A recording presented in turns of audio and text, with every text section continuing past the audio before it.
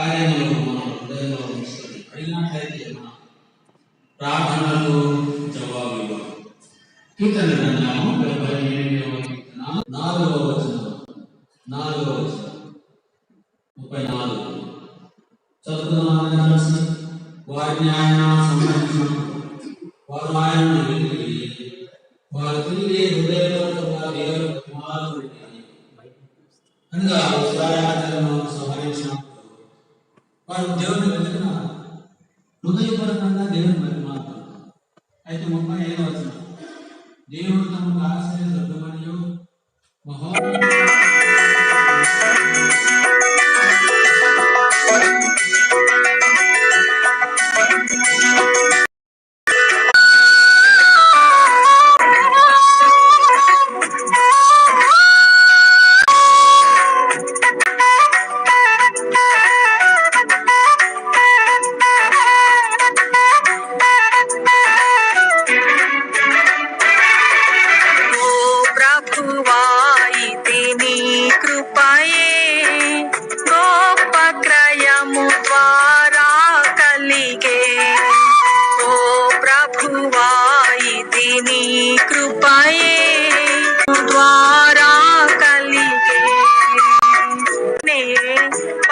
క్షమాపణ రక్తము ద్వారానే కలిగే, కృప ద్వారానే పాప క్షమాపణ రక్తము ద్వారానే కలిగే, అపరాధముల నుండి విమోచన అపరాధముల.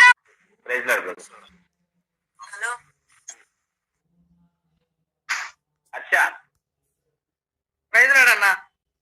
ప్రైజ్ రాడ్ అచ్చా. బాగున్నావా? బాగున్నాను అన్న, బాగున్నా.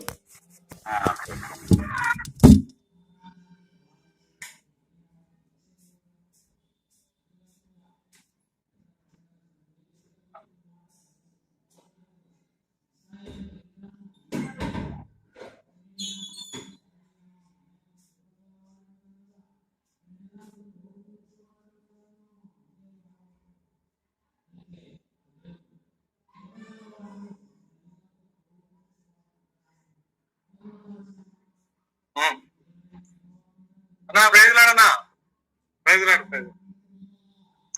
Praise lord right, okay.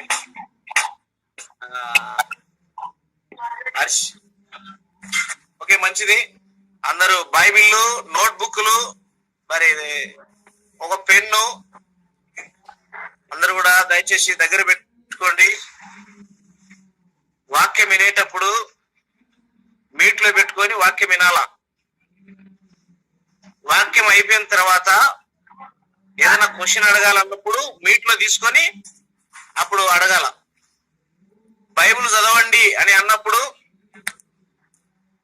అప్పుడు మీరు మీట్లో నుండి వచ్చి అప్పుడు బైబిల్ చదవాలా. మళ్ళీ ఎంబడే మళ్ళీ మీట్లోకి వెళ్ళాలా. ఈ విషయాలన్నీ గుర్తుపెట్టుకోండి. మరి మనం వాక్యం వినేటప్పుడు ఎవరికి డిస్టర్బెన్స్ గా ఉండకుండా మరి జాగ్రత్తతో వాక్యం విందాం. చివరి అయిపోయేంత వరకు మీరు లైన్ లో ఉండండి, మధ్యలో మీరు డ్రాప్ కావద్దు. మనకు 9 గంటల వరకు టైం ఉంది. ఇప్పుడు 7:40 వాక్యం స్టార్ట్ అయింది. 7:40 వాక్యం స్టార్ట్ అయింది కనుక మీరందరూ కూడా దయచేసి సిద్ధపడండి, జాగ్రత్తగా ఏంటండి. ఇన్న సబ్జెక్ట్ మీద ఏదైనా మీకు అనుమానం, డౌట్స్ ఉంటే కదా వాక్యం అయిపోయిన తర్వాత క్వశ్చన్ అడగండి. మరి జవాబు కూడా, ఆన్సర్ కూడా మనకు వస్తుంది. తర్వాత ఇని అర్థం కాకుండా అలాగే ప్రశ్నార్థంగా వెళ్ళిపోకూడదు. ఖచ్చితంగా వాక్యం విని సంతృప్తిగా వెళ్ళిపోవాలా. అందుకోసమే 1.5 గంటల మనం ఈ ప్రోగ్రామును ఏర్పాటు చేయడమైనది. కనుక ఈ సమయంలో మరి ప్రార్థనతో ఈ కార్యక్రమాన్ని మనం ప్రారంభించుకుందాం. అన్న 7:40 వాక్యం స్టార్ట్ చేస్తాడు. మన మధ్యలో ఉన్న మరి అనిల్ రాజన్న ప్రార్థన చేస్తాడు. మొదటి స్టార్టింగ్ ప్రార్థన. సహోదరుడు అన్న సురేష్ అన్న తెలుసు, మధ్యాహ్నం మాట్లాడినావు కదా అన్నతో. అన్న మాట్లాడి బ్రదరే. రైట్. సాక్ష్యం కూడా పెట్టినట్టున్నా నీకు అవునా వీడియో. పూర్తిగా చూడలేదనా? పూర్తిగా చూడలేదు, చూస్తాను. అన్న ప్రార్థన చేస్తాడు. ఓకేనా. ప్రేమ కలిగిన తండ్రి, మా నమ్మకమైన దేవా, అద్భుతములను ఆశ్చర్యకార్యం చేయగలిగిన దేవా, ఎంతైనా నమ్మదగిన దేవుడు, మరవని దేవుడు, మాట తప్పని దేవుడు, నిన్న నేడు ఏకరీతిగా సజీవుడిగా ఉన్న దేవుడు. సురేష్ గారి వర్తమానం చెప్తుంటుండగా మీ దాసునికి మీరు నోటి ఊరుగా ఉండండి. మీ వర్తమానంతో అనేకులు ఉద్యోగపడు కృపదయ చేయండి. నన్ను కూడా మీరు జ్ఞాపకం చేసుకుని సహాయపడు. ఎవరైతే గ్రూపులను అనేకులు దీవించి బలపరచండి, ఆత్మీయ అభివృద్ధి పరచండి, నూతనపరిచి సహాయపడండి. మాకు చాలా దేవుడుగా ప్రభువుగా ఉంటే మేలు చేయమని బలపరచమని మమ్మల్ని తగ్గించుకుంటే మీరు ఆమని చూసుకోండి. యేసు ప్రభువు వారి నామమున ప్రార్థించి పెడుకుంటున్నాం. ఆమేన్. ఆమేన్. ఆమేన్.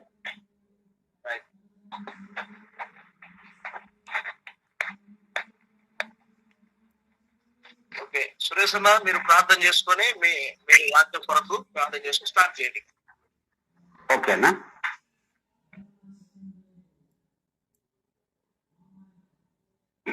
మంచిదండి. ఈరోజు దేవుని వాక్యాన్ని దేవుని సన్నిధానంలోకి వచ్చి ధ్యానించుకోవడానికి వచ్చిన మీ అందరికి కూడా ప్రభువు యేసుక్రీస్తు వారి శ్రేష్టమైన నామమున వందనాలు తెలియజేస్తున్నాను. చిన్న మాట ప్రార్థించుకొని మనము వాక్య ధ్యానంలోనికి వెళదామండి.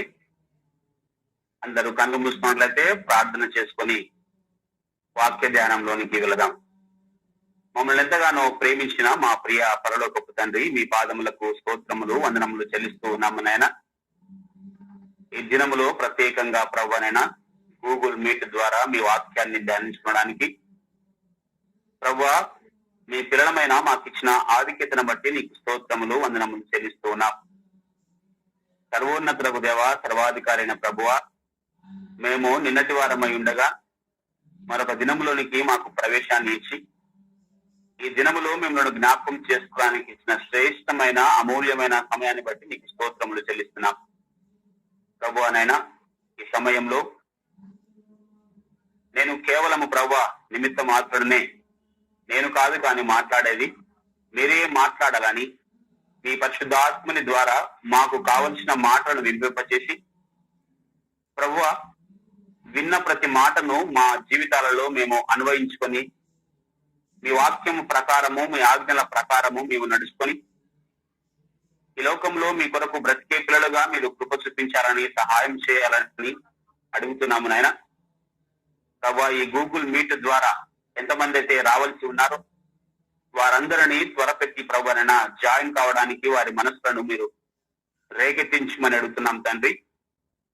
పరిశుద్ధుడా, మహోన్నతుడా,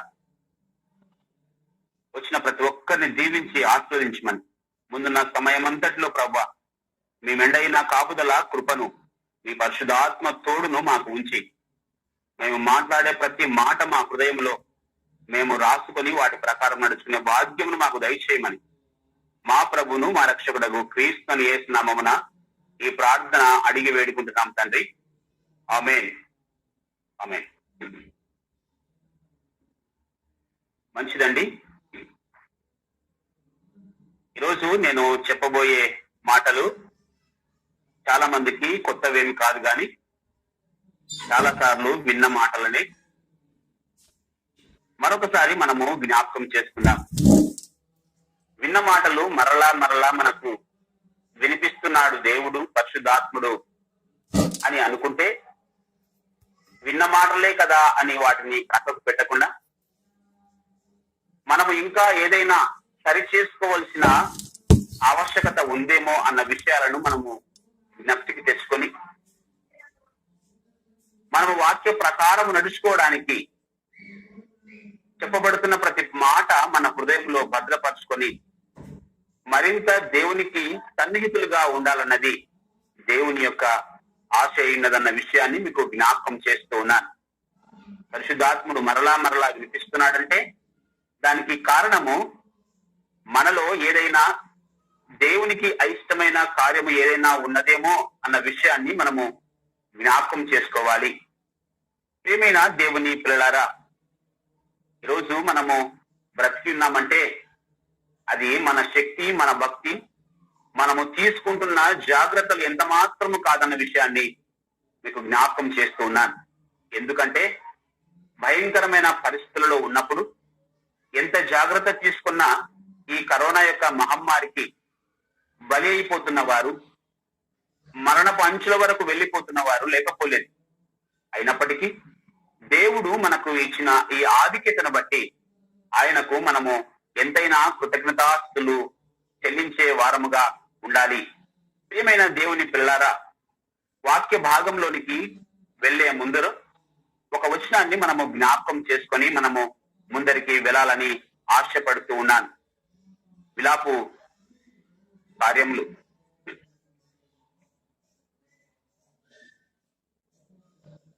విలాపు గ్రంథము 3వ అధ్యాయము, విలాపు గ్రంథము 3వ అధ్యాయము 22, 23 వచనాలను మనము జ్ఞాపకం చేసుకుందాం. విలాపు గ్రంథము 3వ అధ్యాయము 22, 23 వచనాలను జ్ఞాపకం చేసుకుందాం. యెహోవా కృపగలవాడు, ఆయన వాత్సల్యత ఎడతెగక నిలిచినది గనుక మనము నిర్మూలము కాకున్న వారము. ఈ వచన భాగాన్ని మరలా చదివి వినిపిస్తాను. యెహోవా కృపగలవాడు, ఆయన వాత్సల్యత ఎడతెగక నిలిచినది గనక మనము నిర్మూలము కాకున్న వారము. అనుదినము నూతనముగా ఆయనకు వాత్సల్యత పుట్టుచున్నది. ప్రియమైన దేవుని పిల్లలారా, చదవబడిన లేఖన భాగంలో దేవుడు మనతో మాట్లాడుతున్న మాట, ఆయన కృపగలవాడు, ఆయన మనను తన వాత్సల్యత చేత ఎడతెగక మనను కాచి కాపాడుతూ మనము నిర్మూలము కాకుండా చేస్తున్నాడు అన్న విషయాలను మనము జ్ఞాపకం చేసుకున్నాం. పిల్లల ఈనాడు బ్రతికిన్నామంటే అది దేవుని ఆశీర్వాదమే తప్ప మన మంచి గాని మనము చేస్తున్న భక్తి గాని ఎంత మాత్రము కాదన్న విషయాన్ని మనము జ్ఞాపకం చేసుకోవాలి. అందుకే అనుదినము నూతనముగా ఆయనకు వాత్సల్యత మన మీద పుడుతుందని భక్తుడు సెలవిస్తూ ఉన్నాడు. అవునండి, మన మీద ఈ విధంగా ఆ వాత్సల్యత పుడుతుందంటే దేవుడు మనను ప్రేమిస్తున్నాడు అని అర్థం. ఆయన ప్రేమ స్వరూపి అయిన దేవుడిగా ఉన్నాడు. ఆయన ప్రేమను బట్టే మనము నిర్మూలము కాకుండా బ్రతికి ఉన్నామన్న విషయాన్ని జ్ఞాపకం చేసుకొని ఈరోజు వాక్య భాగంలోనికి మనము వెళదాం. ప్రియమైన దేవుని పిల్లలారా, విశ్వాసులారా,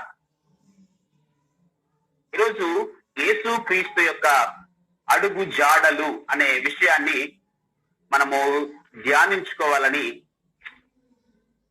ఆశపడుతున్నాను.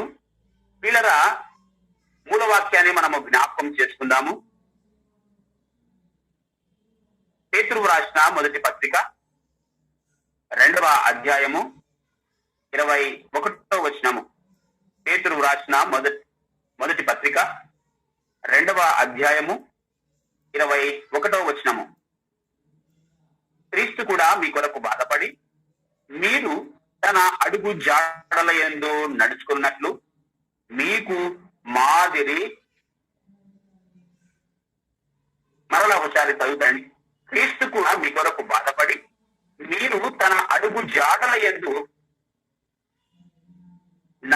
మీకు మాదిరి ఉంచిపోయెను. ప్రియమైన దేవుని పిల్లలారా, ఈరోజు మనము వాక్య భాగంలో యేసు క్రీస్తు యొక్క అడుగు జాడలను మనము నేర్చుకుంటూ ఉన్నాం.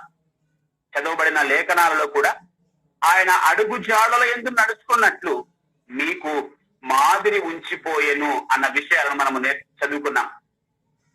యేసుక్రీస్తు ప్రభుల వారు ఈ లోకంలో ఉన్నప్పుడు మనము ఏ విధంగా జీవించాలో ఆయన శరీరధారిగా ఉన్నప్పుడు మనకు మాదిరికరంగా ఉన్నాడన్న విషయాన్ని మనకు ఈ వాక్య భాగము సెలవిస్తా ఉంది.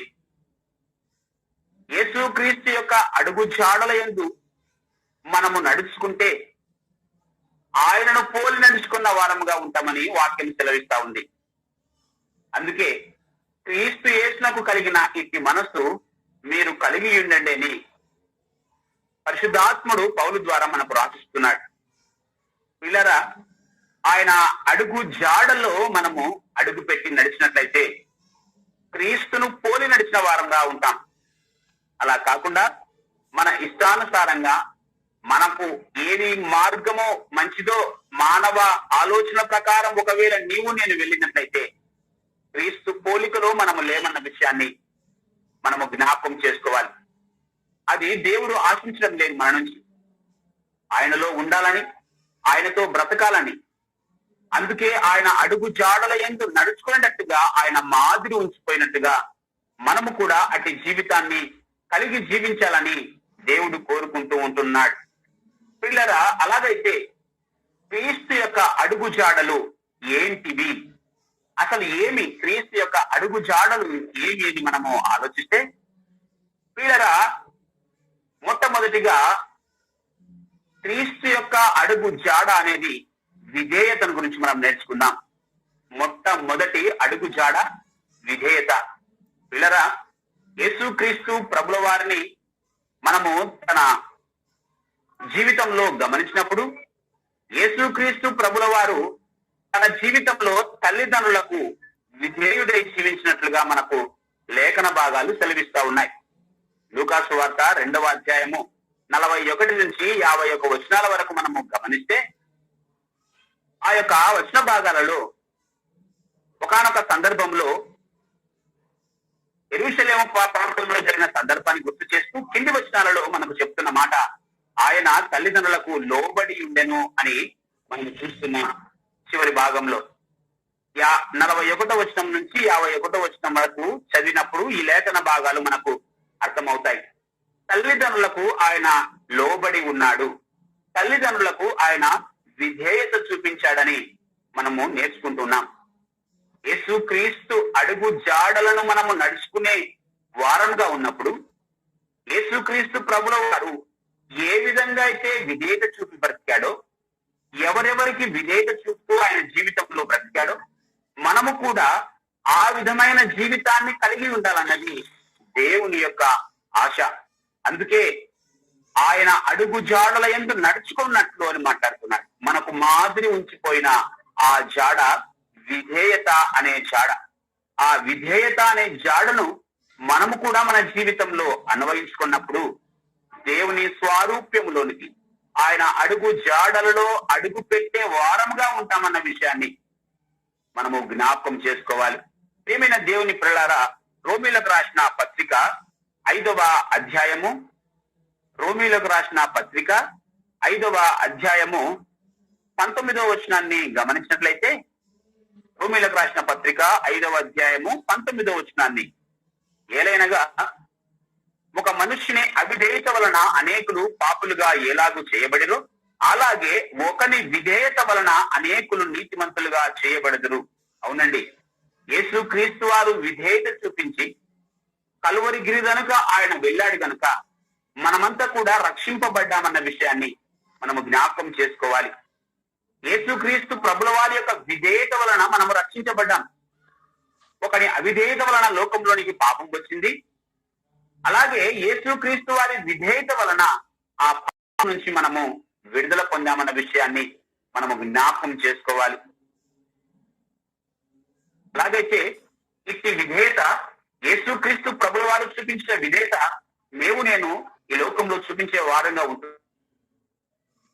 జ్ఞాపకం చేసుకోవాలి. ఒకసారి స్వపరీక్ష మనము పరీక్ష చేసుకోవాల్సిన అవసరం ఎంతైనా ఉన్నది. అడుగు జాడలో కాలు పెడుతున్న మనము, ఆయన పేరు చెప్పుకొని బ్రతుకుతున్న మనము యేసు క్రీస్తును పోలి నడుచుకుంటున్నామా? ఆయన అడుగులో మొదటి అడుగైన విధేయత అనే అడుగును మనము మన జీవితంలో అలవర్చుకొని జీవిస్తున్నామా? ఒకసారి మనము స్వపరీక్ష చేసుకోవాల్సిన ఆవశ్యకత ఎంతైనా ఉన్నదన్న విషయాన్ని మీకు జ్ఞాపకము చేస్తున్నాను. పిల్లరా, ఆయన విధేయత ఎంతవరకు వెళ్ళిందో ఒకసారి జ్ఞాపకం చేసుకున్నాం. ఫిలిప్పీలకు రాసిన పత్రిక 2వ అధ్యాయము, ఫిలిప్పీలకు రాసిన పత్రిక 2వ అధ్యాయము 8వ వచనాన్ని మనము జ్ఞాపకం చేసుకుంటే, ఫిలిప్పీయులకు రాసిన పత్రిక 2వ అధ్యాయము 8వ వచనం. మరియు ఆయన ఆకారమందు మనుష్యునిగా కనబడి మరణము పొందినట్లుగా ఆయన శిలువ మరణము పొందినంతగా విధేయత చూపిన వాడై. ఆయన విధేయత ఎక్కడి దాకా తీసుకువెళ్ళిందంటే శిలువ మరణము పొందేటంతుగా తన ప్రాణాన్నే అర్పించేటట్లుగా ఆయన విధేయత చూపించాడు. ఎందుకు ఆ విధేయత చూపించాడు? నీవు నేను రక్షించబడాలని, నీవు నేను దేవునిలో ఉండాలని, దేవునితో సాంగత్యం కలిగి ఉండాలని, దేవునితో సమాధానం కలిగి ఉండాలని ఆయన విధేయత చూపించి మరణము వరకు కూడా ఆయన విధేయత చూపించాడు. శిలువ మరణము పొందినంతగా ఆయన విధేయత చూపించాడు. ప్రియమైన దేవుని పిల్లలారా, ఈనాడు అడుగు జాడలలో మనము కాలు పెడుతున్న మనము మొదటి అడుగులో ఉన్న విధేయత, యేసుక్రీస్తు జీవితంలో తీసుకున్న విధేయత, ఆయన ఇతరుల పట్ల చూపించిన విధేయత, తల్లిదండ్రులకు చూపించిన విధేయత, సమాజం పట్ల చూపించిన విధేయత నీవు నేను కలిగి ఉన్నామా? ఒకసారి జ్ఞాపకం చేసుకోవాలి. ఈనాడు కుటుంబాలలో తల్లిదండ్రులకు విధేయత కలిగిన వారు ఉన్నారా? పిల్లలు విధేయులుగా జీవిస్తున్నారా? జ్ఞాపకం చేసుకోవాలి. ప్రియమైన దేవుని పిల్లలారా, ఒకసారి మనము సంఘంలో ఒకసారి ఆలోచిస్తే సంఘంలో విధేయత కలిగి జీవిస్తున్నామా? ఒకరి ఎడల ఒకరు విధేయత కలిగి జీవిస్తున్నామా? లేదంటే కక్షలతోనే మనము వెళ్ళిపోతున్నామా? ఏదో నామకవాస్తంగా వందనాలు చెప్పుకొని, ప్రేజులాలు చెప్పుకొని, మనస్సులో ఉన్న కుళ్ళు కుతంత్రాల చేతనే మన జీవితమును కొనసాగించుకున్న అయితే యేసుక్రీస్తు చెప్పిన అడుగు జాడల్లో మనము లేమన్న విషయాన్ని మీకు జ్ఞాపకం చేస్తూ ఉన్నాను. వీళ్ళరా, యేసుక్రీస్తు వారు విధేయత చూపినట్టుగా నీవు నేను ఇతరుల పట్ల, సంఘం పట్ల, సమాజము పట్ల, ఇంట్లో ఉన్న పెద్దల పట్ల, చిన్నల పట్ల మనము విధేయత చూపించిన వారమైతే యేసుక్రీస్తు పోలికలోకి మనము వెళ్ళిన వారముగా ఉంటున్నాము. ఆయన అడుగు జాడలలో నడిచిన బిడ్డలుగా ఉంటున్నాము. అదే దేవుని యొక్క ఆశ. అందుకే పరిశుద్ధాత్ముడు మన కొరకు రచించిన మాట, ఆయన అడుగు జాడల యందు నడుచుకున్నట్లు నీకు మాదిరి ఉంచిపోయాను అన్నమాట. అవునండి, మాదిరి ఉంచిపోయిన యేసుక్రీస్తు ప్రభుల వారు చూపించిన మొదటి అడుగు విధేయతలో మనం ఉండాలని. యేసుక్రీస్తు ఏ విధంగా అయితే విధేయుడై జీవించాడో మనము కూడా అందరి పట్ల, చిన్నల పట్ల గాని, పెద్దల పట్ల గాని, అత్యధికముగా ధనవంతుల పట్ల గాని, లేని వారి పట్ల గాని, అందరి ఎడల మనము విధేయులుగా ఉంటూ యేసుక్రీస్తు వారిని వారిగా ఉండాలని దేవుడు ఆశపడుతున్నాడు. ఆ విధంగా నడుచుకోవడానికి నీవు నేను కూడా ముందుకు రావాలని పరిశుద్ధాత్మ ఉన్నాడు. పిల్లరా, హెబ్రీయులకు రాసిన పత్రిక ఒక మాటను చూసుకొని 2వ అడుగులోనికి మనం వెళ్దామండి. హెబ్రీయులకు రాసిన పత్రిక 5వ అధ్యాయము 8వ వచనాన్ని మనము జ్ఞాపకం చేసుకుందాం. ఆయన కుమారుడయ్యుండి తాను పొందిన శ్రమల వలన విధేయతను నేర్చుకున్నాడు. ఆయన కుమారుడయ్యుండి తాను పొందిన శ్రమల వలన విధేయతను నేర్చుకున్నాడు. ప్రియమైన సహోదరుడా, సహోదరి, ప్రియమైన విశ్వాసి, తోటి సహోదరులారా, దేవుని పిల్లలారా, నీకు శ్రమ వచ్చినప్పుడు నీవు విధేయతను నేర్చుకుంటున్నావా? యేసుక్రీస్తు ప్రభుల వారు శ్రమ వచ్చినప్పుడు విధేయతను నేర్చుకున్నాడు. అలాగైతే నీవు నేను విధేయతను నేర్చుకుంటున్నామా? లేదా అవిధేయతలోనికి మనం వెళ్ళిపోతున్నామా? శ్రమ వచ్చినప్పుడు శ్రమకు ఇది నాకు వచ్చిందని దేవుని దూషించి వేసి, ఎందుకు నాకు ఈ శ్రమ పెట్టావని ఒకవేళ దేవునికి దూరమైపోయే పరిస్థితిలో ఉంటున్నట్లయితే అది దేవుని అడుగుజాడ కాదు సుమా. దేవుడు చెప్తున్న మాట, యేసుక్రీస్తు సాక్షాత్తు భూమి మీదకి వచ్చిన యేసుక్రీస్తు ప్రభుల వారు ఆయనకు శ్రమ వచ్చినప్పుడు ఆయన విధేయతను నేర్చుకున్నాడు. అలాగైతే నీవు నేను కూడా శ్రమ వచ్చినప్పుడు విధేయత నేర్చుకోవాలి. క్రైస్తవులైన తర్వాత అందరూ సుఖంగా జీవించలేరు. క్రైస్తవుడు అయినందుకు నీవు హింస పొందాలి. క్రైస్తవులకు అనేక శ్రమలను బైబిల్ చెప్తుండగా ఆ శ్రమలు వచ్చినప్పుడు మనము విధేయత నేర్చుకున్న వారంగా ఉండాలని దేవుని వాక్యము మనను ప్రేమపూర్వకంగా హెచ్చరిస్తా ఉంది. ఆ విధంగా యేసుక్రీస్తు అడుగు జాడలోని మొదటి అడుగు జాడను, విధేయతను మనము మన జీవితాలకు మనము ఆ అడుగు జాడలో ఉంటూ మాదిరికరంగా, ఇతరులకు, లోకానికి మాదిరికరంగా క్రీస్తు యేసును చూపించే బిడ్డలుగా మనము వాక్యం చేత హెచ్చరించబడుతూ ఉన్నాం. ప్రియమైన దేవుని పిల్లలారా, ఆ యేసుక్రీస్తు అడుగు జాడలలోని రెండవ అడుగు జాడను మనము నేర్చుకుందాం. రెండవ అడుగు జాడ ఏమంటే దయగల మాట. దయగల మాట అన్న ఆ విషయాన్ని మనము జ్ఞాపకం చేసుకున్నాం. యేసుక్రీస్తు ప్రభుల వారు తన జీవితంలో అనేకమైన మాటలు మాట్లాడాడు. ఆయన 1-2 సందర్భాలలో తప్ప కోపించిన సందర్భాలు ఏవి కూడా మనకు కనిపించవు.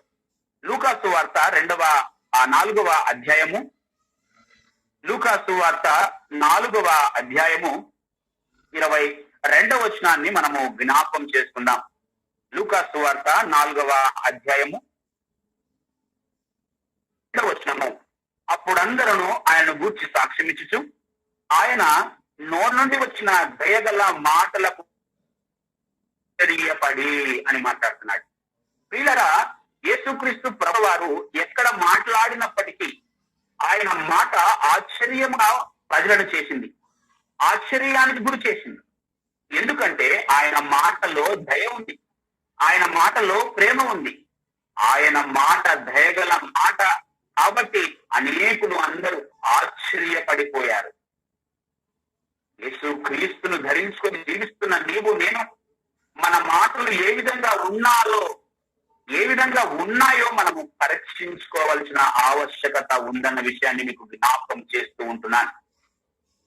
మన మాట ఉప్పు వేసినట్టుగా ఉండాలని మత్తయి సువార్తలో యేసుక్రీస్తు తన నోటితో చెప్పిన మాట. ఆ విధంగా మనము జీవిస్తుంటే మంచిదే, కానీ మన నోటి చేత కాని రాని మాటలు పలికి పలకకూడని మాటలు మాట్లాడుతూ దేవుణ్ణి ఒకవేళ నీవు నేను నొప్పించే పరిస్థితుల్లో ఉంటే దేవుడు ఆయన అడుగు జాడను మనకు గుర్తు చేస్తున్నాడు.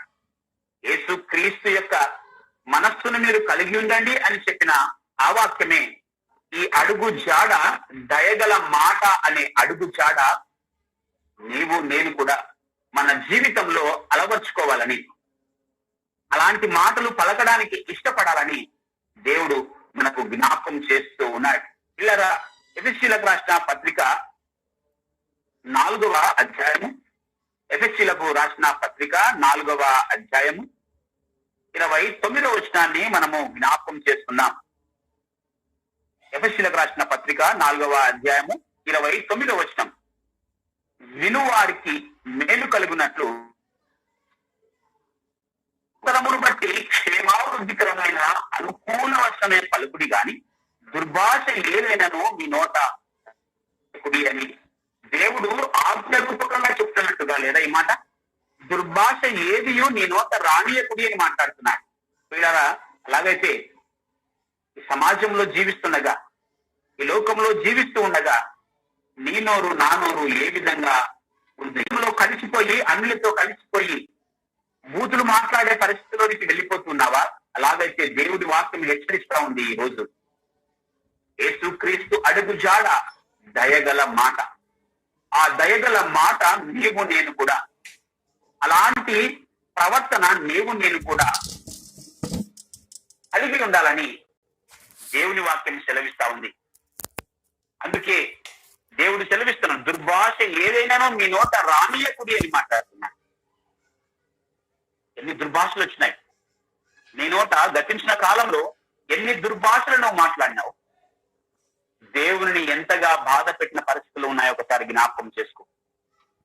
ప్రేమ విశ్వాసి సహోదరుడా, సహోదరి, ఎన్ని మారులు దేవుని సన్నిధానంలో ఉంటూ నీవు ఆయనకు అవిధేయునిగా, నీవు ఆయనకు కోపం పుట్టించే మాటలను నీ నోటితో పలికి ఆయన ఎన్నిసార్లు దుఃఖ పెట్టావు ఒకసారి జ్ఞాపకం చేసుకోవాలి. దయగల మాట అనే అడుగు జాడల్లో ఉన్న నీవు నేను, మన మాట దయగలిగిన దానిగా ఉండాలి. మన మాట ఉప్పు వేసినట్టుగా ఉండాలి. మన నోట ఏ భూతైనను, ఏ సరసోక్తులైనో మన నోట రానియకుడి అని చెప్తున్న మాటను మనము కట్టుబడి జీవించాలి. అదే ఎఫెసీయులకు రాసిన పత్రిక 4వ అధ్యాయం 4వ వచనంలో మనం జ్ఞాపకం 5వ అధ్యాయం 5వ అధ్యాయం 4వ వచనంలో మనం చూస్తే, కృతజ్ఞతావచనమే మీరు ఉచ్చరింపవలెను గాని మీరు బూతులైనను, పోకిరి మాటలైనను, సరసోక్తులైనను ఉచ్చరింపకూడదు, ఇవి మీకు తగవు అని మాట్లాడుతున్నాం.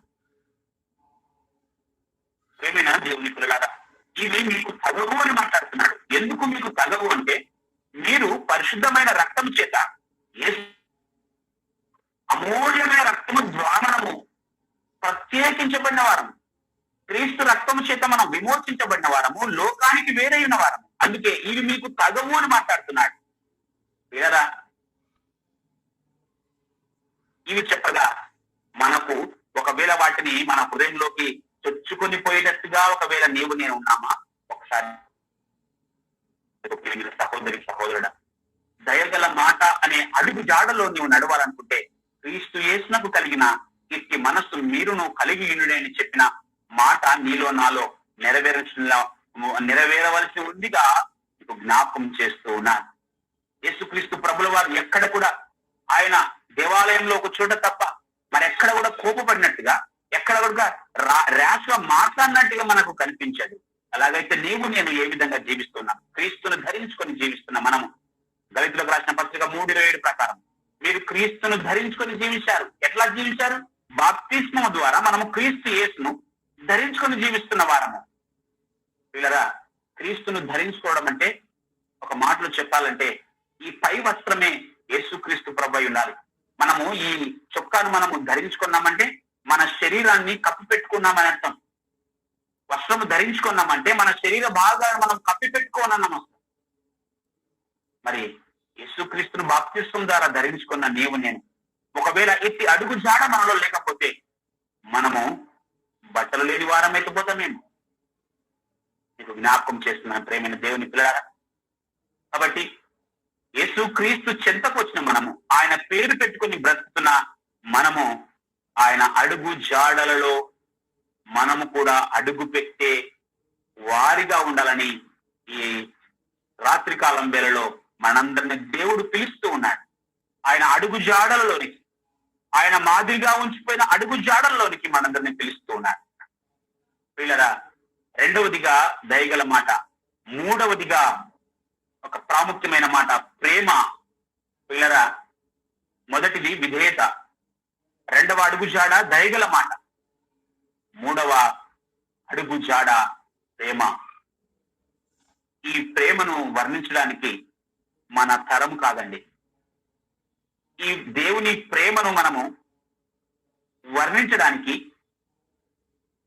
మనము ఎంత వర్ణించినా కూడా అది తక్కువే.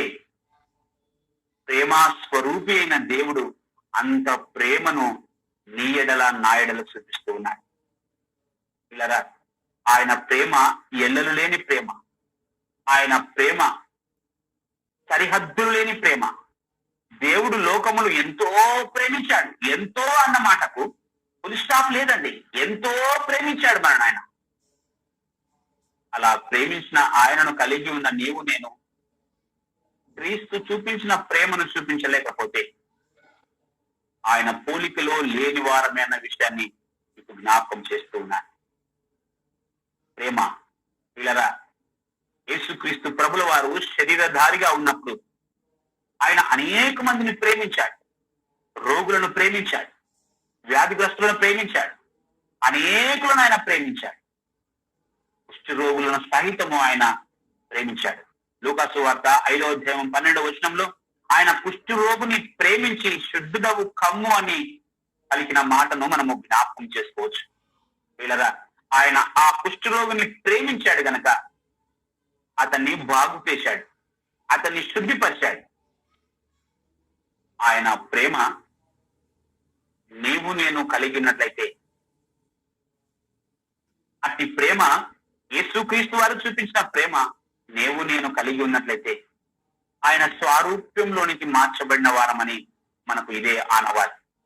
పిల్లరా, ఒకసారి మనము జ్ఞాపకం చేసుకుంటే మనము ఎవరిని ప్రేమిస్తున్నాం, ఎలాంటి వారిని మనము ప్రేమిస్తున్నాం అన్న విషయాన్ని జ్ఞాపకం చేసుకుంటే యాకోబు పత్రికలో 2వ అధ్యాయం 2వ వచనంలో చెప్తున్నాడు. యాకోబు భక్తుడు మనతో మాట్లాడుతూ ఉన్నాడు. నీవు వెలగల వస్త్రంలో వచ్చిన వారికి ఒక రకంగా వారితో మాట్లాడుతున్నావు, వస్త్రహీనుడుగా వచ్చినప్పుడు వారితో ఒక విధంగా నువ్వు ప్రవర్తిస్తున్నావు. అందుకేనా నిన్ను ప్రేమించినది అని ఈ సాయంకాలం వేళలో, ఈ రాత్రికాలం వేళలో నిన్ను ప్రశ్నిస్తున్నాడు దేవుడు. వీళ్ళారా, అలాంటి ప్రేమ వద్దండి. లేని వారినైనా ఉన్నవారినైనా యేసుక్రీస్తు సమానంగా ప్రేమించినట్లుగా నీవు నేను కూడా సంఘంలో, సమాజంలో, ఇంట్లో ఎక్కడనైనా కానీ మనము కూడా అట్టి ప్రేమను చూపించే వారిగా ఉండాలని దేవుడు హెచ్చరిస్తూ ఉన్నాడు. అట్టి ప్రేమను కలిగి జీవించడానికి మనము ఆయనలో జీవించడానికి, ఆయన లో ఏకీభవించి జీవించడానికి, ఆయనలో ఉండడానికి మనము కూడా ఎంతైనా ప్రయత్నించాలి. ప్రియమైన దేవుని పిల్లలారా, కుష్ఠరోగుల మధ్యలో ఒరిస్సాలో ఒక ఆయన సేవ చేశాడు. ఆయన గ్రహం స్టెయిన్ అనేది ఆయన ఫారిన్ కంట్రీస్ నుండి వచ్చి భార్య, భర్త, 2 పిల్లలు సేవ చేస్తూ కుష్ఠరోగుల మధ్యన భయంకరమైన సేవ చేస్తూ అనేకుల చేత వారు వెలివేయబడ్డారు, తృణీకరించబడ్డారు. అయినప్పటికీ వారి సేవ మాత్రము వదలలేదు. ఒకానొక రోజున వారిని సజీవ దహనం చేశారు, తండ్రిని, 2 పిల్లలను.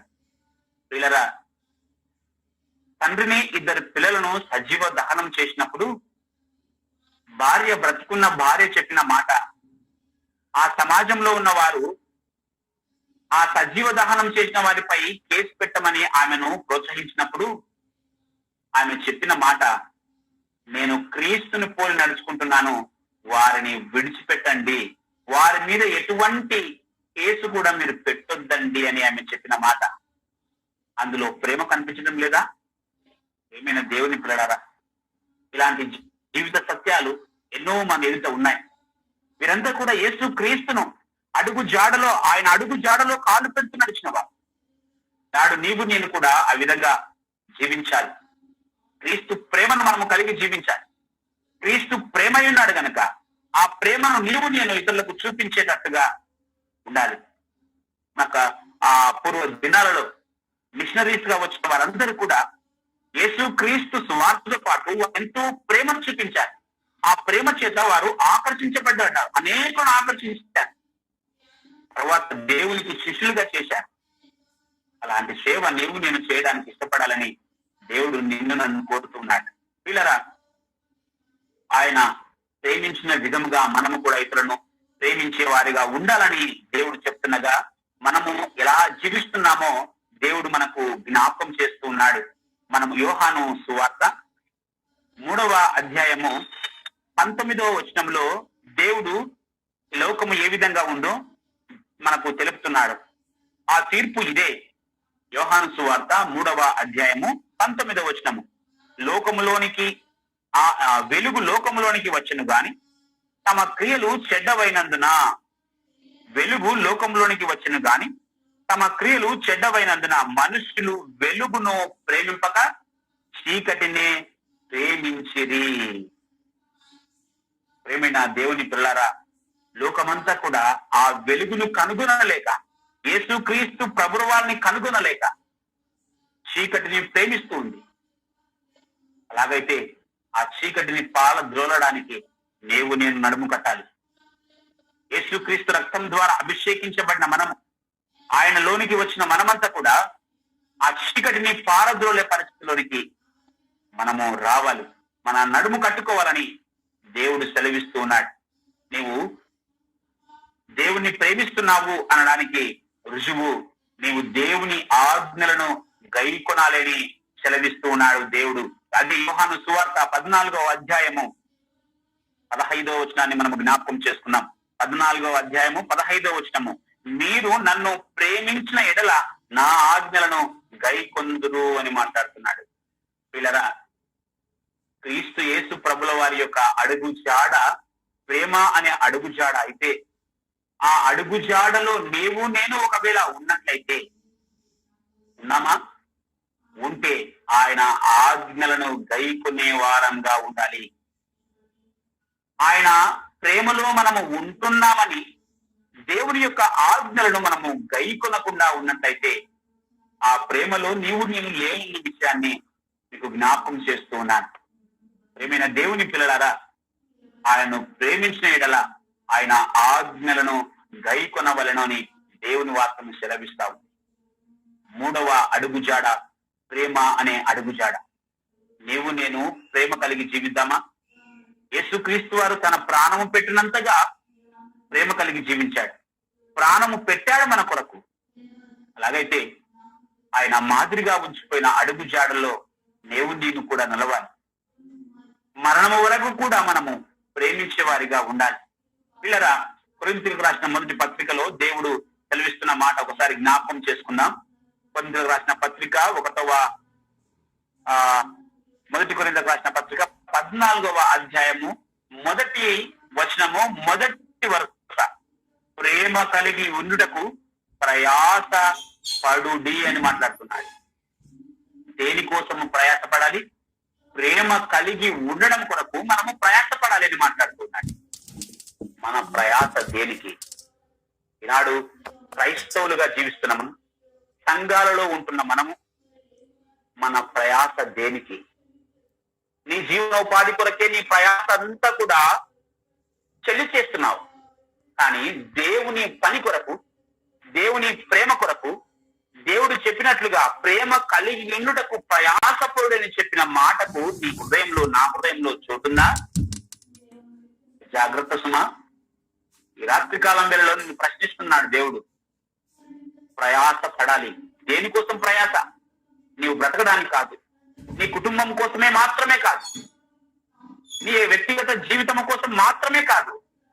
మొదటగా ప్రేమను కలిగి ఉండుటకు ప్రయాస పడుడి అని మాట్లాడుతున్నాడు.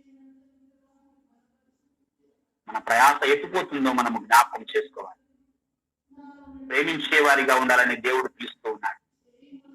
పిల్లరా, ప్రేమను కలిగి జీవించకపోతే, ఇతరులను ప్రేమించకపోతే మనము నరహంతకులమే అని మాట్లాడుతుంది బైబిల్ గ్రంథం.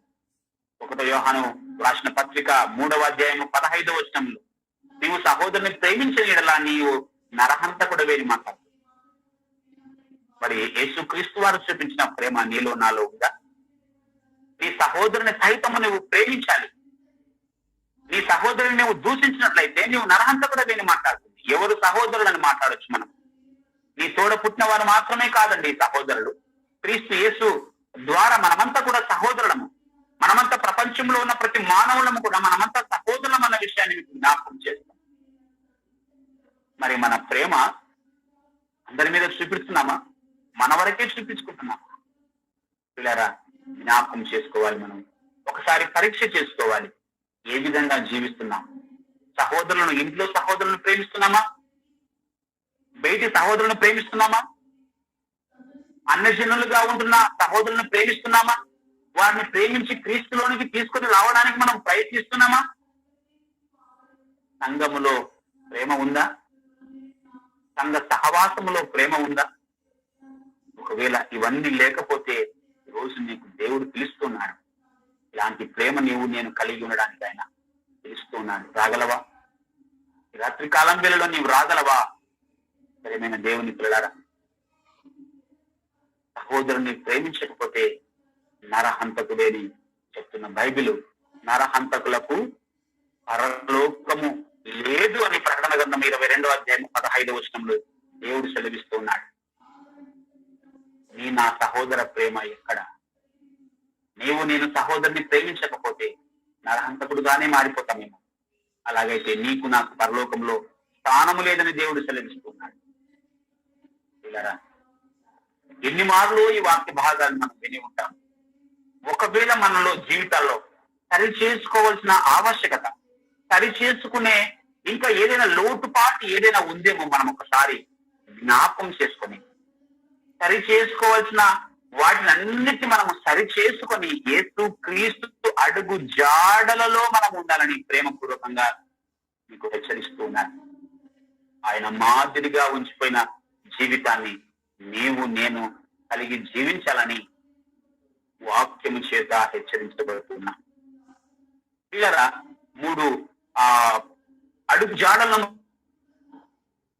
మొదటిది విధేయత, రెండవది దయగల మాట, మూడవది ప్రేమ. పిల్లరా, 4వ భాగాన్ని మనము జ్ఞాపకం చేసుకుంటే యేసుక్రీస్తు మనకు మాదిరిగా ఉంచిపోయిన ఆ అడుగుజాడ 4వదిగా ప్రార్థన అనే అడుగుజాడ. పిల్లరా, ప్రార్థన అనే అడుగుజాడ యేసుక్రీస్తు ప్రభువు తన జీవితంలో ఎంతో చక్కగా ప్రార్థనకు ప్రాధాన్యత ఇచ్చినట్టుగా మనకు అనేకమైన లేఖన భాగాలు మనకు కనిపిస్తాయి. యేసుక్రీస్తు ప్రభుల వారు కూడా మనలాంటి స్వభావం కలిగిన వారే, మనలాంటి పాప శరీరాకారాన్ని ధరించుకున్న వారే.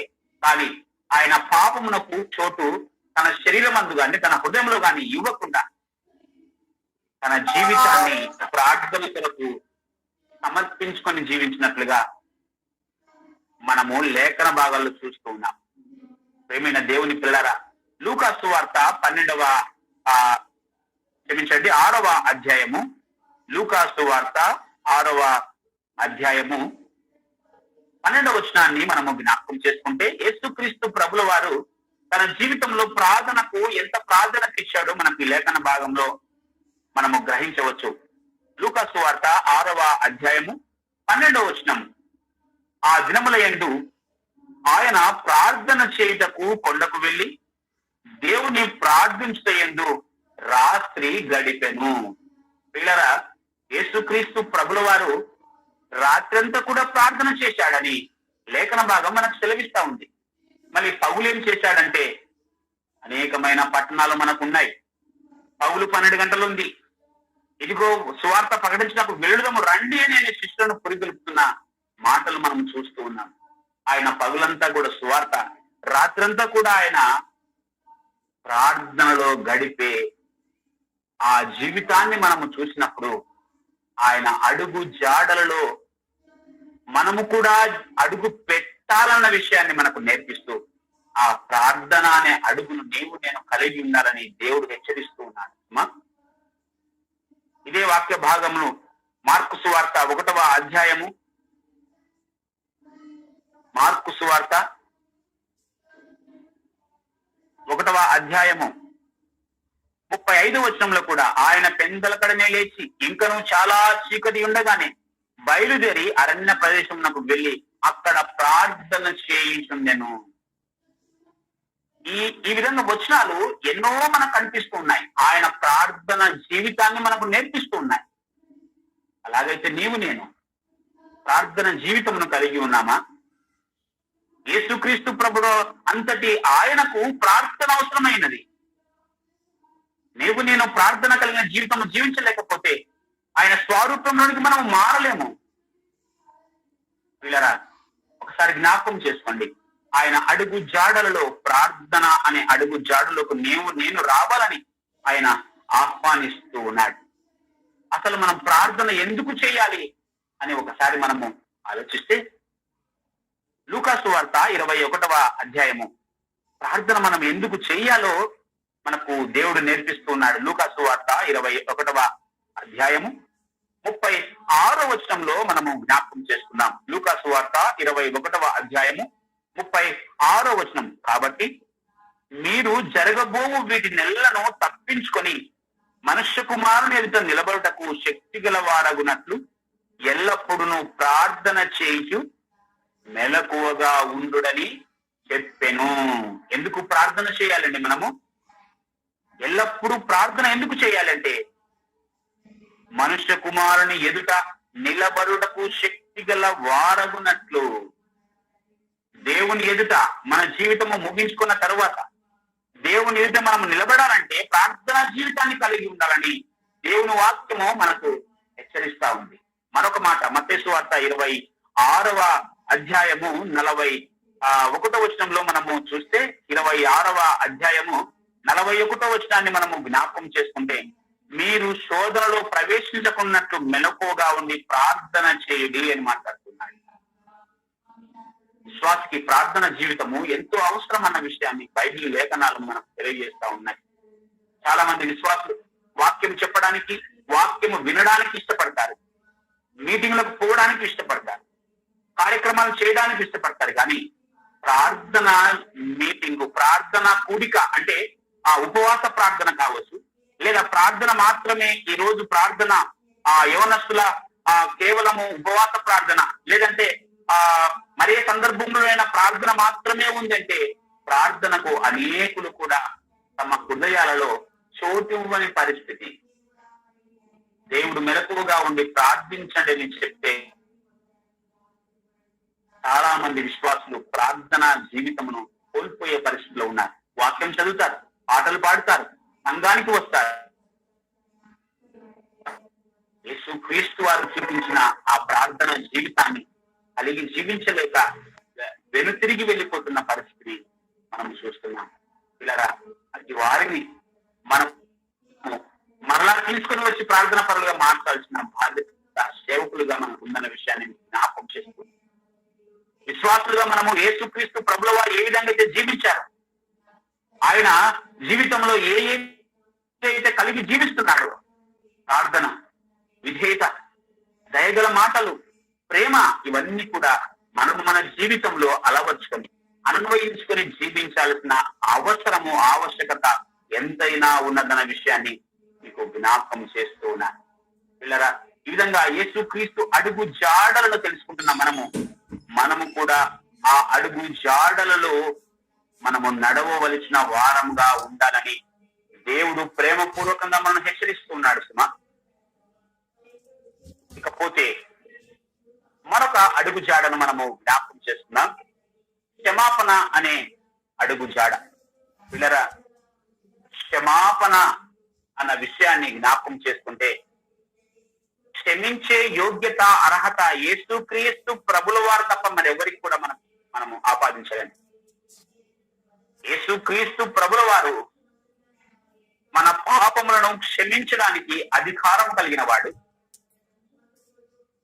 అయినప్పటికీ యేసుక్రీస్తు ప్రభువు శిలువలో చెప్పిన మాట ఒకసారి జ్ఞాపకం చేసుకుంటే, దేవుడు తనను హింసిస్తున్న వారిని గురించి, ఎవరైతే యేసుక్రీస్తు ప్రభుల వారిని హింసిస్తున్నారో, రాళ్లతో కొడుతున్నారో, కొరడాలతో కొడుతున్నారో, దూషణ మాటలు మాట్లాడుతూ ఉన్నారో, ఎవరైతే మేకులను కొట్టి శిలువకు అప్పగించారో వారి గురించి చెప్తున్న మాట లూకా సువార్త 23వ అధ్యాయం 34వ వచనం అందరికీ తెలిసిన మాటే. శిలువలో పలికిన మొదటి మాట అని మనం ధ్యానిస్తూ ఉంటాం. తండ్రి, వీరేమి చేయుచున్నారో వీరెరుగరు గనుక వీరిని క్షమించుము అని పలికాడు. ఇంతటి గొప్ప మాట అండి యేసుక్రీస్తు వారు పలికిన మాట. తండ్రి, వీరేమి చేయుచున్నారో వీరెరుగరు, వీరిని క్షమించు అని తండ్రికి మొరపెడుతూ ఉన్నాడు. ఎవరి గురించి మొరపెడుతున్నాడు?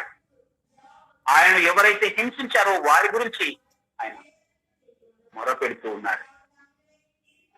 అలాగైతే నీకు నాకు క్షమాపణ ఉందా? క్షమించే గుణము ఉందా? ఏమైనా దేవుని పిల్లలారా, యేసు క్రీస్తుకు కలిగిన మనస్సు నీవు నేను కలిగి ఉండాలన్నది దేవుని యొక్క ఆశ. మార్కు సువార్త 11వ అధ్యాయము 25వ వచనంలో చెప్తున్న మాట. మార్కు సువార్త 11వ అధ్యాయము 25వ వచనంలో చెప్తున్న మాట. ఈ మాట విన్నప్పుడు ప్రతి ఒక్కరు కూడా ఈ మాటను మన హృదయం అనే పలక మీద వ్రాసుకోవాలి. మార్కు సువార్త 11వ అధ్యాయము 25వ వచనం. మీకు ఒకరి మీద విరోధమేమైనను కలిగి ఉన్న ఎడల మీరు నిలువబడి ప్రార్థన చేయునప్పుడెల్లను వాని క్షమించుడి. ఈ మాట ఎంత ప్రాముఖ్యమైనదో మన జీవితంలో ఒకసారి గమనించాలి. మన క్రైస్తవ జీవితంలో మనము కొనసాగుతూ ఉన్నప్పుడు మనను దూషించిన వారిని సైతము మనకు విరోధమైన మాటలను గాని విరోధమైన పరిస్థితులను గాని కల్పించిన వారు ఒకవేళ మనకు ఉంటే, వీళ్ళరా, దేవుడు చెప్తున్న మాట, విరోధం ఏమైనానో కలిగి ఉన్న ఎడల మీరు నిలవబడి ప్రార్థన చేయి ప్రతిసారి కూడా వారిని క్షమించాలి అని మాట్లాడుతున్నాడు. యేసుక్రీస్తు ప్రభుల వారు కలిగిన మనసు ఈ విధంగా ఉంది.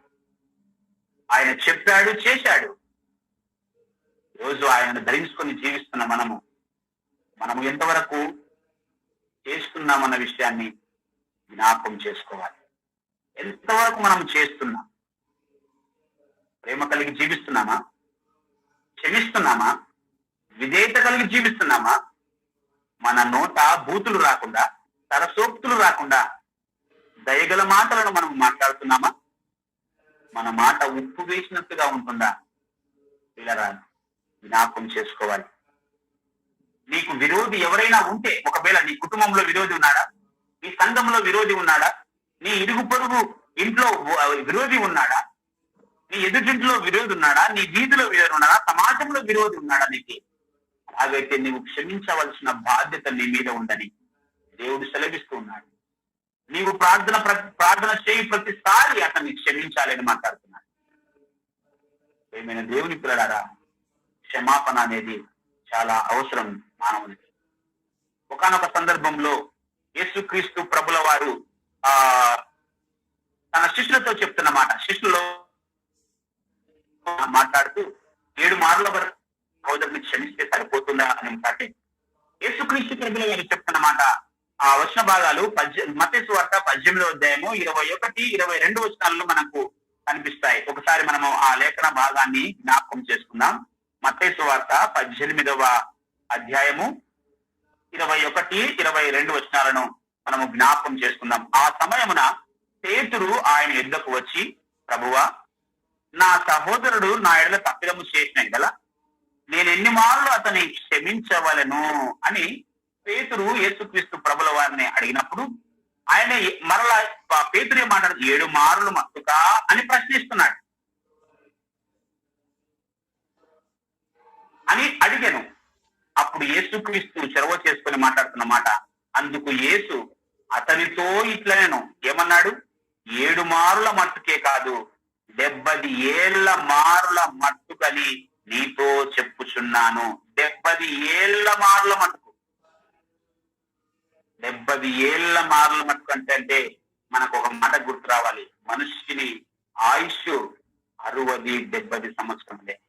అంటే యేసుక్రీస్తు వారు చెప్పకనే చెప్తున్న మాట, మనిషి చనిపోయేంత వరకు కూడా నీవు క్షమించే మనస్సు కలిగి ఉండాలని నేర్పించాడు. వీళ్ళరా, యేసుక్రీస్తు వారి జీవితంలోనికి మనము కూడా వెళితే, యేసుక్రీస్తుని మనము కూడా ధరించుకుంటే ఇలాంటి మనసు మనకు వస్తా ఉంది. అందుకే క్రీస్తు యేసునకు కలిగిన ఇట్టి మనసు మీరును కలిగి ఉండండి అని ఫిలిప్పీయులకు రాసిన పత్రికలో పౌలు గారు మనకు జ్ఞాపకం చేస్తూ ఉన్నారు. మనము ఏ విధంగా ఉంటున్నాం? క్షమించే పరిస్థితిలో ఉంటున్నామా? ఇతరుల పైన విరోధ భావము కలిగి జీవిస్తూ విరోధులను విరోధులుగానే విడిచిపెట్టేసి నేనేదో పరిశుద్ధులన్నట్టుగానే మన జీవితాన్ని కొనసాగించుకోవడానికి వెళ్ళిపోతున్నామా? ఒకసారి పరీక్షించుకోవాలి. ప్రేమైన దేవుని పిల్లలారా, విశ్వాసారా, ఏ విధంగా ఉంటుంది మన జీవితం? క్షమాపణ అనేది చాలా ఇంపార్టెంట్. యేసుక్రీస్తు వారు ఆయన శిష్యులకు మొదట నేర్పించిన ప్రార్థనలో కూడా ఇదే చెప్పాడు.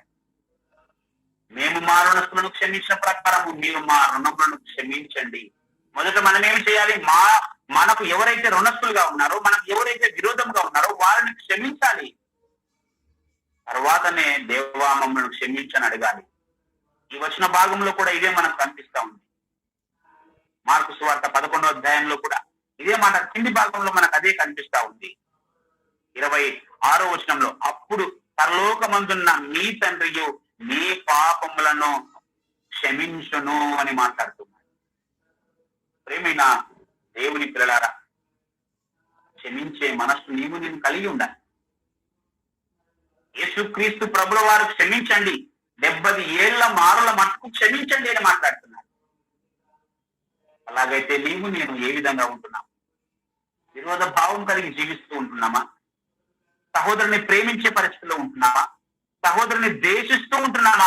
అలాగైతే నరహంతకులమే మనము. నరహంతలకు పరలోకంలో స్థానం లేదని దేవుని వాక్యం సెలవిస్తా ఉంది. క్షమాపణ అనేది చాలా అవసరం.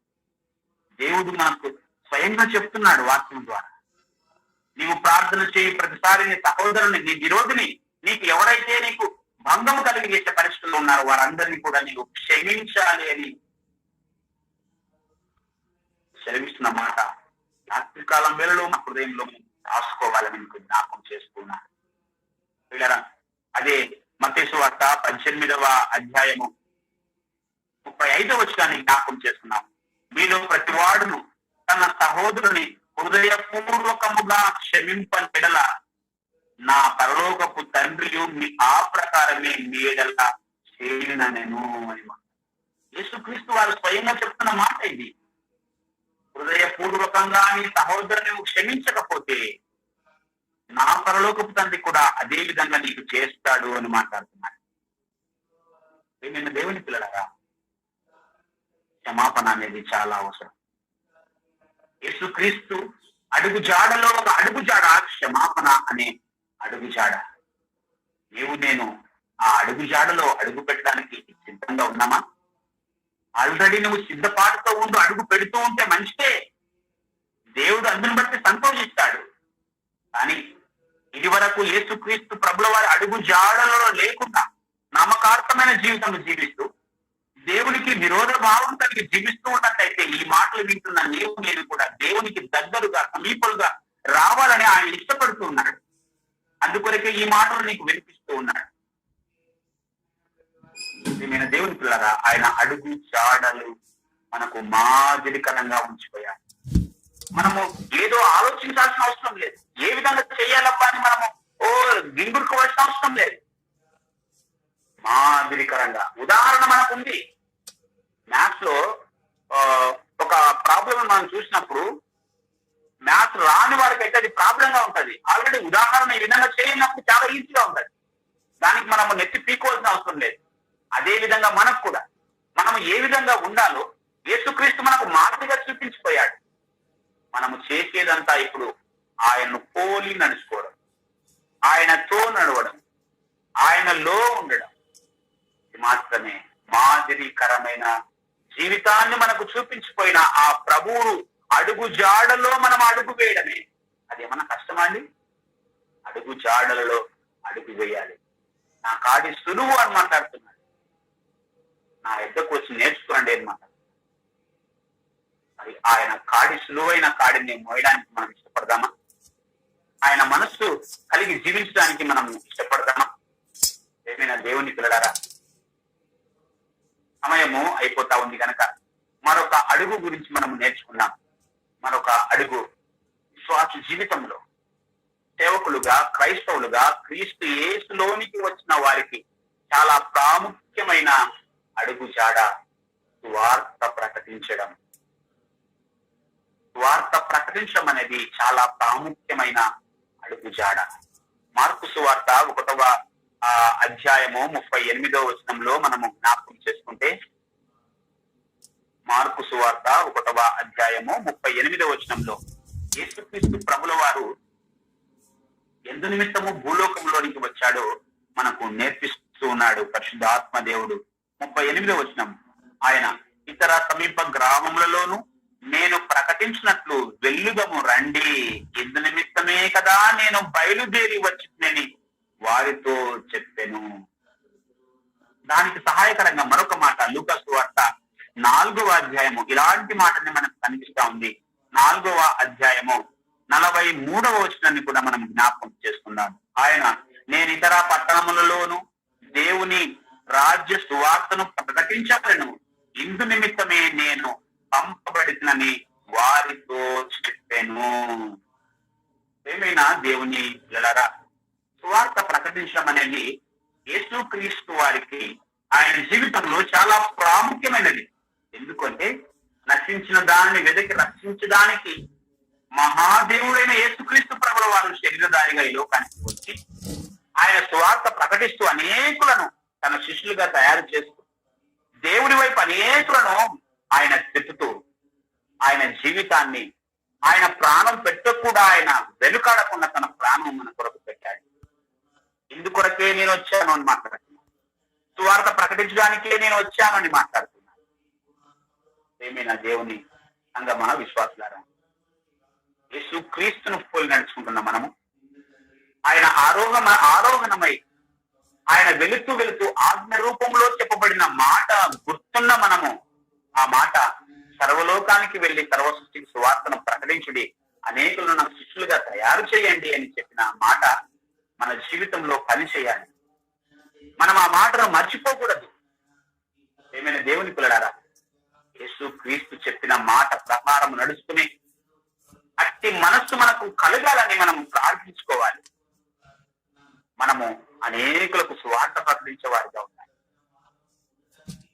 ఎవరైతే యేసుక్రీస్తుని కలిగి జీవిస్తున్నారో, ఎవరైతే ఆదివారమున బల్లలో చేయి వేస్తున్నారో వారికి దేవుడు చెప్పని ఆ హెచ్చరిక, ఇందులో మీరు పాలు పొందుతున్నారు కాబట్టి నా మరణ పునరుత్థానాలను ప్రచురించాలి అని కొరింథీయులకు రాసిన పత్రిక 11వ అధ్యాయంలో మనకు చెప్తా ఉన్నాడు. ఇవన్నీ వచ్చిన భాగాలు మనకు తెలిసిన మాటలే అయినప్పటికీ ఒకసారి మనము ఆ మాటను మనము జ్ఞాపకం చేసుకుందాం.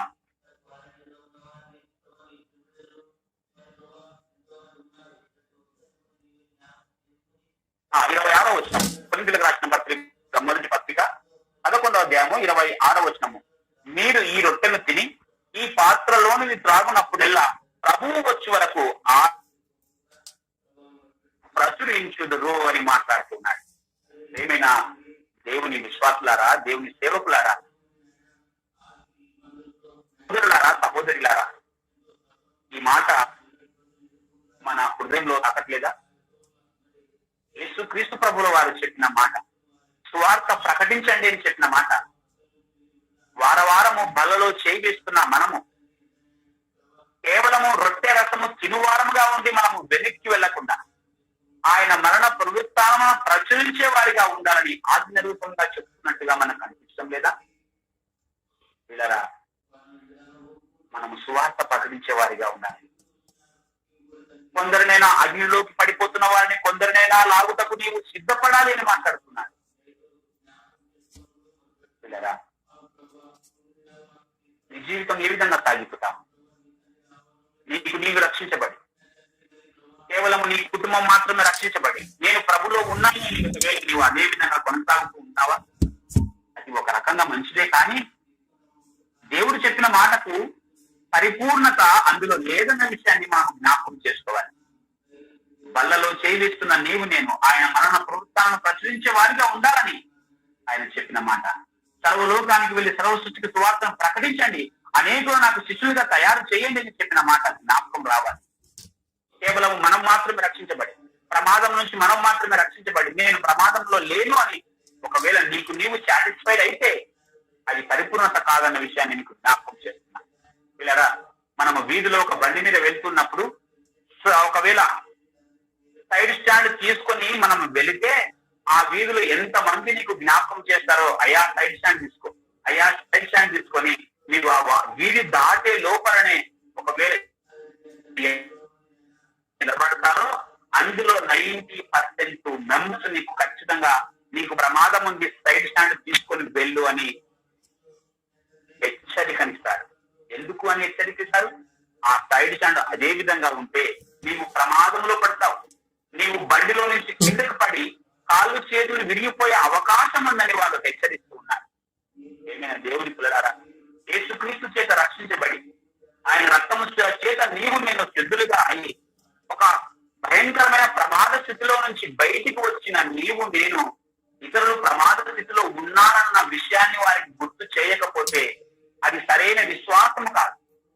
యేసుక్రీస్తు అడుగు జాడల్లో ఉన్నట్టు కాదన్న విషయాన్ని మీకు జ్ఞాపకం చేస్తున్నాను.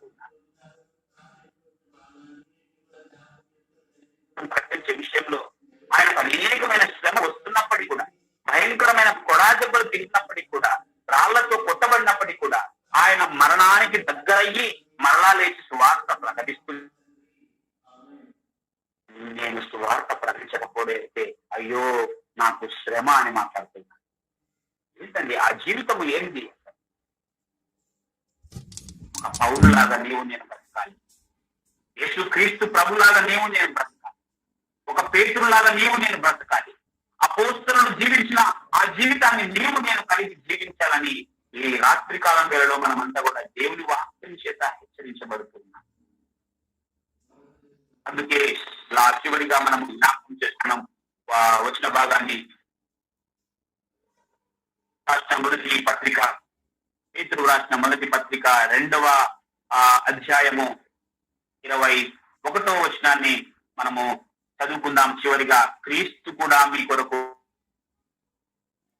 మీరు తన అడుగు జాడల యందు నడుచుకున్నట్లు మీకు మాదిరి ఉంచిపోయెను. పిల్లరా, ఆయన అడుగు జాడలలో మనము నడవాలని మనకు మాదిరి ఉంచిపోయాడు. ఇంకా అనేకమైన అడుగుజాడలు ఉన్నాయి, కానీ కొన్నింటిని మాత్రమే మనము ధ్యానించుకున్నాం. మొదటిది విధేయత. విధేయులుగా ఉండాలని, సమాజం పట్ల, సంఘము పట్ల, కుటుంబం పట్ల విధేయత కలిగి, క్రీస్తు ప్రభుల వారు ఏ విధంగా విధేయత చూపిస్తూ జీవించాడో మనము కూడా అట్టి విధేయతను కలిగి జీవించాలనే నేర్పబడ్డాం. అదే విధంగా రెండవ అడుగుజాడ దయగల మాట. క్రీస్తు ప్రభుల వారు ఎలాంటి మాటలు మాట్లాడాడో ఆ మాట్లాడిన తీరును బట్టి ఎంత ప్రశంసలు ఆయనకు వచ్చావో నీవు నేను కూడా అట్టి మాటలు మాట్లాడి బూతులైనను సరసోక్తులను పలకకుండా, దుర్భాషను మన నోట రానియకుండా, మన మాట ఆయనకు ఆయాసకరంగా ఉండకుండా ఉండాలని రెండవ అడుగు జాడ దయగల మాట నీవు నేను కలిగి ఉండాలని దేవుడు సెలవిస్తున్నాడు. మూడవది ప్రేమ అనే అడుగు జాడ. ప్రేమ సమస్తమైన దోషాన్ని, కల్మషాన్ని కప్పు చేస్తాం. పిల్లరా, ప్రేమ అనేది మన జీవితంలో ఎంతో ప్రాముఖ్యమైన విషయం. దేవుడు మనం ప్రేమించినట్లుగా ఆయన ప్రాణం పెట్టినంతగా మనం ప్రేమించాడు. కాబట్టి మనము కూడా ప్రాణం పెట్ట బద్దులమై ఉన్నామని యోహాను రాసిన మొదటి పత్రికలో సెలవిస్తున్నాడు 3వ అధ్యాయం. కాబట్టి అట్టి ప్రేమను మనం కలిగి జీవించాలి. అనేకులు ప్రేమను చూపించారు. అది ప్రేమ నేను కూడా కలిగి జీవించినప్పుడు ఆయన అడుగు జాడలలో అడుగు పెట్టిన వారంగా అవుతాం. 4వది ప్రార్థన అనే అడుగు జాడ. మెలుగుగా ఉండి ప్రార్థించండి చెప్పినమ్మా. యేసుక్రీస్తు ప్రభుల వారైన జీవితంలో అనేక మార్లు ఎక్కువ ప్రాధాన్యత ప్రార్థన వాక్యానికి ఇచ్చినట్టుగా యేసుక్రీస్తును కలిగిన నీవు నేను కూడా అట్టి అడుగు జాడలో మనం ఉండాలని, ప్రార్థన అనే అడుగు జాడను మనం కలిగి ఉండాలని మీకు ప్రేమపూర్వకంగా మనవి చేస్తున్నాను. 5వది క్షమాపణ అనే అడుగు జాడ. పిల్లరా, క్షమాపణ చాలా ప్రధానమైనది మన జీవితం. నీ సహోదరుని నువ్వు క్షమించలేకపోతే, ఇరుగు పొరుగు వాళ్ళని నువ్వు క్షమించలేకపోతే నరహంతకుడవు అని పేరు పొందుతావు. నరహంతకులకు పరలోకంలో స్థానం లేదని దేవుడు ఖరాఖండితంగా చెప్తున్నాడు. ప్రకటన గ్రంథం 22వ అధ్యాయం 15వ వచనంలో. క్షమాపణ కలిగిన జీవితం జీవించాలి. నీవు ఇతరులను క్షమించినట్లయితే పరలోకమందున తండ్రి కూడా నిన్ను ఆ విధంగా క్షమిస్తాడని మనం హెచ్చరించబడ్డం వాక్యం. అతి క్షమాపణ కలిగిన జీవితాన్ని క్రీస్తు ఏ విధంగా అయితే ఈ లోకంలో జీవించాడు, అతి క్షమాపణ కలిగిన జీవితాన్ని నేను కూడా కలిగి జీవించాలని హెచ్చరించబడ్డా. చివరిగా సువార్త ప్రకటించాలి అనే అడుగు జాడ. ప్రకటిద్దామా? సువార్త ప్రకటించడానికి ముందరికి వద్దామా? ఒకవేళ సువార్త ప్రకటిస్తూ దేవుని పనిలో ఉంటే చాలా మంచి. అట్టి పరిస్థితిలో లేని వారు ఇప్పుడైనా ఈ వాక్యం విన్నా ఇప్పుడైనా కూడా ముందుకు రావాలని, సువార్త ప్రకటించబడకపోతే నాకు శ్రమ అంటున్న పౌరులు జ్ఞాపకం చేసుకోవాలి. ఎన్ని శ్రమలు వచ్చినప్పటికీ యేసుక్రీస్తు వారి కొరకు నిలబడి హతసాక్షులుగా తయారైపోయిన ఆ ఆదిమ అపోస్తులను మనము జ్ఞాపకం చేసుకొని మనము కూడా వీలైతే ప్రాణం పెట్టబద్దులమై ఉన్న మన విషయాన్ని జ్ఞాపకం చేసుకొని క్రీస్తు కొరకు నిలబడి సువార్త ప్రకటించే విధంగా ఆ విధానంలో ముందుకు సాగుతూ యేసు క్రీస్తు చూపించిన మాదిరికరమైన జీవితాన్ని కలిగి ఉండడానికి ప్రయత్నించాలని ఈ మాటల చేత ప్రేమ పూర్వకంగా హెచ్చరిస్తూ, ఈ మాటలు విన్న మాటలన్నీ కూడా మనం భద్రం చేసుకొని క్రీస్తునకు కలిగిన ఇట్టి మనస్సు మనము కూడా కలిగి జీవించాలని ప్రేమ పూర్వకంగా మీకు మనవి చేస్తూ ఈ మాటలు ఇంతటితో ముగిస్తూ ఉన్నాను. అందరికీ వందనాలు. ప్రార్థన చేయి వాక్యం కొరకు. అందరూ కన్ను మూసుకున్నట్లయితే ప్రార్థిద్దామండి. మమ్మల్ని ఎంతగానో ప్రేమించిన మా ప్రియ పరలోకపు తండ్రి, మహోన్నతులకు దేవ, దయగల రాజా, దయామయ, రాత్రికాలం వేళలో ప్రభువా గూగుల్ మీట్ ద్వారా ప్రభువా మీ వాక్యాన్ని ధ్యానించుకోవడానికి మీరు ఇచ్చిన ఈ ఆధిక్యతను బట్టి నీకు స్తోత్రములు చెల్లిస్తూ ఉన్నాం. ప్రభువా శరీరధారిగా ఉన్నప్పుడు భూలోకంలో మీ యొక్క అడుగు జాడలు ఏ విధంగా ఉన్నావో తెలుసుకొని ఆ అడుగు జాడలలో మేము కూడా ప్రభువా నడవాలని, మాకు మీరు మాదిరిగా ఉంచిపోయిన ఆ జీవితాన్ని ఈ లోకంలో మేము కూడా కలిగి జీవించాలన్న విషయాలను మేము జ్ఞాపకం చేసుకుని ఉండగా, మీ పరిశుద్ధాత్మని ద్వారా మాకు హెచ్చరికలుగా పొంది ఉండగా, అట్టి జీవితానికి మేము లోబడి జీవించడానికి, మిమ్మల్ని ప్రేమించే వారిగా, మీ ఆజ్ఞలు గైకునే వారిగా ఉండడానికి మా హృదయాలను, మా మనసులను మీరు స్థిరపరిచి బలపరచమని వాక్యం చేత మమ్మల్ని భద్రపరచమని ప్రభా విన్న ప్రతి ఆత్మ మీరు జ్ఞాపకం చేస్తున్నారు. ఎవరైతే ప్రభానైనా విన్నారో ఆ విన్న ప్రతి హృదయంలో మీ కార్యము జరిగించమని, ఇట్టి మనస్సును ప్రభా క్రీస్తు యేసున కలిగిన ఇట్టి మనస్సును మీరును కలిగినని చెప్పిన మాట మా హృదయాలలో మేము భద్రము చేసుకుని జీవించడానికి మీరు కృప దయచేయమని సహాయం చేయమని మా ప్రభును మా రక్షకుడు క్రీస్తు యేసు నామమున ఈ ప్రార్థన అడిగి వేడుకుంటున్నాం తండ్రి. ఆమేన్. ఆమేన్. చాలా మంచిది. మంచి అంశాన్ని మా సహోదరుడు సురేష్ అన్న మంచి అంశాన్ని మరి మనకు అందిస్తూ వచ్చినాడు అన్న.